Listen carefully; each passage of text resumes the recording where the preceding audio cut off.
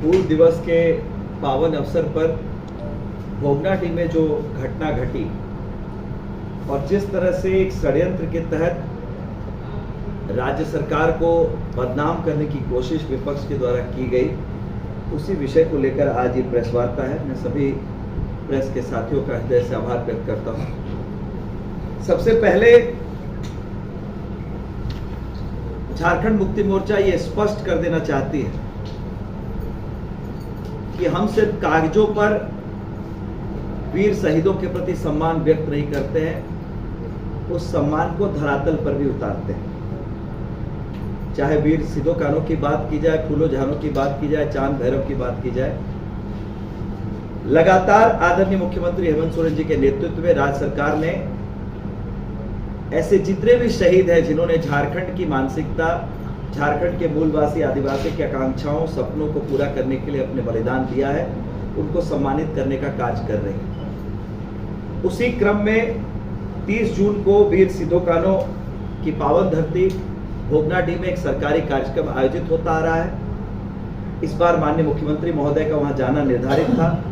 लेकिन दिशोम गुरु जी शिबू सोरेन की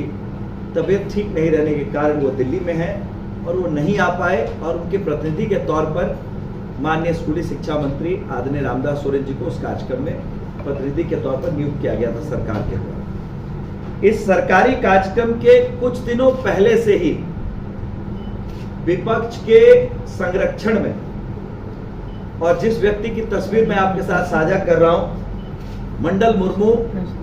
जो पिछले विधानसभा चुनाव में माननीय मुख्यमंत्री हेमंत सोरेन जी के नॉमिनेशन में जिनका हस्ताक्षर भी था, उन्होंने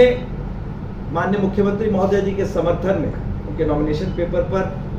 साइन किए थे।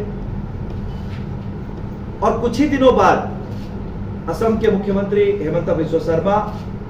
और मध्य प्रदेश के पूर्व मुख्यमंत्री शिवराज सिंह चौहान जी के साथ भारतीय जनता पार्टी की सदस्यता ग्रहण की, और इस आधार पर माननीय मुख्यमंत्री महोदय के नॉमिनेशन को कैंसिल करने की भी मांग भारतीय जनता पार्टी के द्वारा की गई। इस व्यक्ति को मोहरा बनाकर पूरा खेल भोगनाडीह में खेला गया है, और ये भोगनाडीह के उस इलाके का ये स्ट्रक्चरल ड्राइंग है जो आप देख सकते हैं कि किस तरह से पूरे राज्य की मीडिया को, राज्य के लोगों को दिग्भ्रमित करने की कोशिश की जा रही है कि उन्हें पूजा स्थल पर नहीं जाने दिया गया और शहीदों का अपमान किया गया, शहीदों के वंशजों को पूजा नहीं करने दी गई। ये पूजा स्थल है जहां पर कि उन्हें फांसी दी गई थी वीर सिदो कान्हू को, वहां पर पूजा होती है। वहां से लगभग 1 किलोमीटर दूर में ये शहीद पार्क बना हुआ है जो विशुद्ध रूप से सरकारी जमीन पर है, जिसे मंडल मुर्मू के नेतृत्व में लोगों के द्वारा ताला लगाने का काम किया गया है। जो सरकारी प्रॉपर्टी, वहां किसी को यह अधिकार नहीं है ताला लगाने का या ये तय करने का कि उस पार्क में कौन जाएगा। जो सरकारी कार्यक्रम होता है वो इस पार्क के इस ओर जो सरकारी मंच बना है उसके ठीक पैरेलली एक मंच बनाने की कोशिश षड्यंत्रकारियों के द्वारा की गई थी, ताकि सरकारी कार्यक्रम को फेल किया जा सके, सरकार को बदनाम किया जा सके, माननीय मुख्यमंत्री के विरोध को स्वरूप दिया जा सके, जिसकी इजाजत निश्चित रूप से कोई भी संवेदनशील प्रशासन नहीं देगा। क्योंकि सरकारी कार्यक्रम में बाधा उत्पन्न करने के उद्देश्य से अगर कोई कार्यक्रम आयोजित करने की कोशिश की जाएगी तो लॉ एंड ऑर्डर को बरकरार रखना किसी भी जिला के प्रशासन के लिए सबसे बड़ी प्रायोरिटी है, और उसी प्राथमिकता को देखते हुए उनको परमिशन डिनाई किया गया। इस मंच पर भारतीय जनता पार्टी के कई बड़े नेता जाकर वहां लोगों को भड़काने के उद्देश्य से वहां उपस्थित होने वाले थे, जिसकी तैयारी बीते 10-15 दिनों से चल रही है। और उसी का वो मोहरा है, उसी का वो मोहरा है जिसे कल गोड्डा पुलिस ने राज्य की जनता के समक्ष प्रेस कॉन्फ्रेंस के माध्यम से पेश किया है। पूर्व मुख्यमंत्री आदरणीय चंपई सोरेन जी के सहयोगी जो 2 लोग थे जिन्हें इस षड्यंत्र को जमीन पर अंजाम देने के लिए लगाया गया था, उनके षड्यंत्र का पर्दाफाश किया है गोड्डा की पुलिस ने, और बहुत ऐसे कारनामे सामने आने भी बाकी हैं जिसकी जांच चल रही है। तो विशुद्ध रूप से राज्य सरकार ने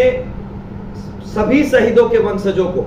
मंच पर आदरणीय रामदास सोरेन जी, वहां पर सांसद विजय हांसदा जी और तमाम वरीय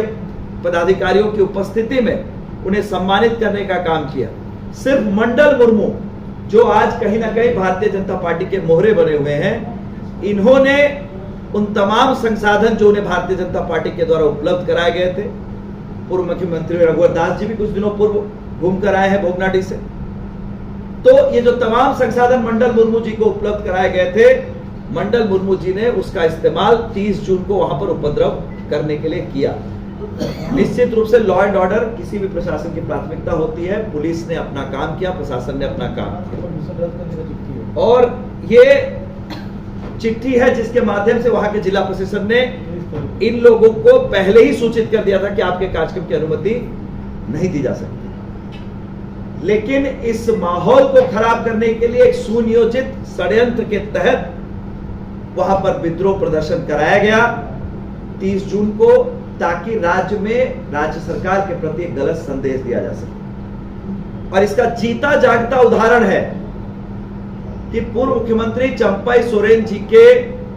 सोशल मीडिया हैंडलर, उनके निजी सहायक के रूप पर काम कर चुके, जिस व्यक्ति को कल गोड्डा की पुलिस ने प्रेस कॉन्फ्रेंस में आपके सामने रखा, वो पिछले 15 दिनों से ज्यादा समय से उस इलाके में साड़ी बांटना, पैसे बांटना, हथियार बांटने का काम कर रहा था। तो इसकी क्यों आवश्यकता पड़ी है? जमशेदपुर से कोई जाकर भोगनाडीह में कार्यक्रम की तैयारी करा रहा है, और उस कार्यक्रम की तैयारी करने के लिए हथियार बांटने की, पैसे बांटने की क्या आवश्यकता है? अगर इनको ये लगता है कि आदिवासी समुदाय की भावनाओं का सम्मान ये करते हैं और आदिवासी समुदाय इनके साथ है, तो इन्हें किसी को पैसे देने और हथियार बांटने की आवश्यकता नहीं होनी चाहिए। तो कहीं ना कहीं ना केवल कानून का उल्लंघन किया गया है, बल्कि सीधे तौर पर एक पवित्र दिन को अपमानित भी किया गया है भारतीय जनता पार्टी के नेताओं के संरक्षण में। और एक तो चोरी, उस पर सीना चोरी। जैसे ये घटना घटी